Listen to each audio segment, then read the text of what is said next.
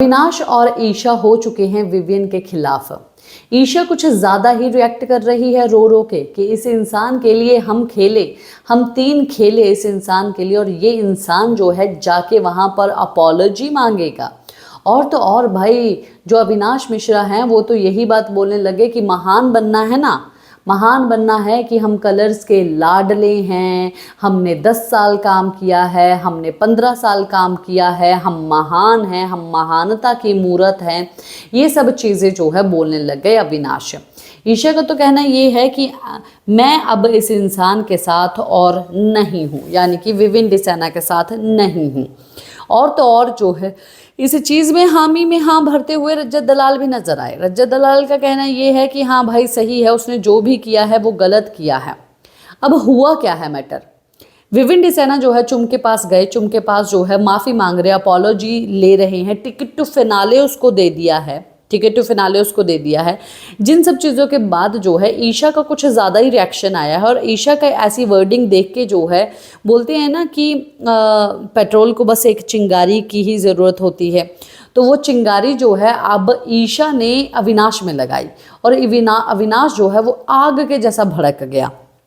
इनका कहना ये है कि हमने इतनी ज़्यादा मेहनत की है विविन के लिए और विविन जो है जाके माफ़ी मांग रहा है। भाई माफ़ी मांग रहा है, वो एक अच्छा इंसान है, उसको कुछ चीज़ का बुरा लगा, वो अभी तुम्हारे नेचर के हिसाब से नहीं है। ईशा ने करणवीर से जब बात की तब करणवीर ने बोला कि भाई तुझे मैंने एक शेडो बोल दिया था, तूने रिएक्ट किया। वहाँ पर उसका रिस्पॉन्स ये था ईशा का कि वो ईशा है, विविन नहीं, विविन अलग पर्सनालिटी है। तो यहाँ पर क्या ये लोग ये बात नहीं समझ सकते कि भाई ये हमारी पर्सनालिटी है कि हम इस तरीके से अगर करते तो हम रिएक्ट करते, इस तरीके से रिएक्ट करते, उस तरीके से ऐसी चीज़ करते। पर विविन डिसैना से वो चीज़ की उम्मीद करना, जो चीज़ ये चीज़ चाहते हैं वो आखिरकार सही है या गलत है, मेरे हिसाब से एकदम गलत है। विविन डिसैना एक बहुत ही अच्छा इंसान है। विविन जो है लड़कियों की बहुत रिस्पेक्ट करता है, बट इस वक्त हंगर दिखाना बहुत ज़्यादा ज़रूरी था। विविन डिसैना की 1 भी % यहाँ पर गलती नहीं थी, पर विविन डिसैना के कारण बस उसका जो सर नीचे लगा, मेरे हिसाब से जो है विविन को उस चीज़ का बुरा लगा कि भाई चाहे कुछ भी है, टिकट टू फिनाले भी है, पर मुझे एक लड़की के साथ बुरा नहीं करना चाहिए। तो उसके आधार पर विविन ने जो है अपना रिएक्शन ऐसा दिया और टिकट टू फिनाले दिया। तो इसके ऊपर जो है जो रिएक्शन है कि भाई हमने मेहनत की इस इंसान के लिए, ये बंदा जो है हमारी कदर ही नहीं कर रहा। देखिए यहाँ पर आप किसको गलत और सही बोलेंगे?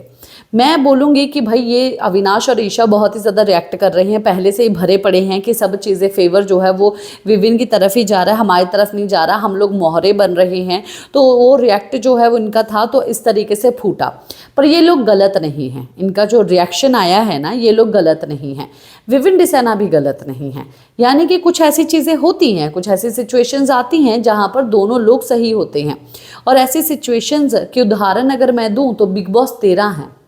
बिग बॉस 13 में ऐसी सिचुएशन हर हफ्ते आती थी जहाँ पर पारस छाबड़ा और सिद्धार्थ शुक्ला अगर खड़े हो जाते थे तो वहाँ पर गेम में जिस तरीके से वो अपने अपने पॉइंट ऑफ व्यू रखते थे उस हिसाब से जो है दोनों ही अपनी जगह पर ठीक होते थे।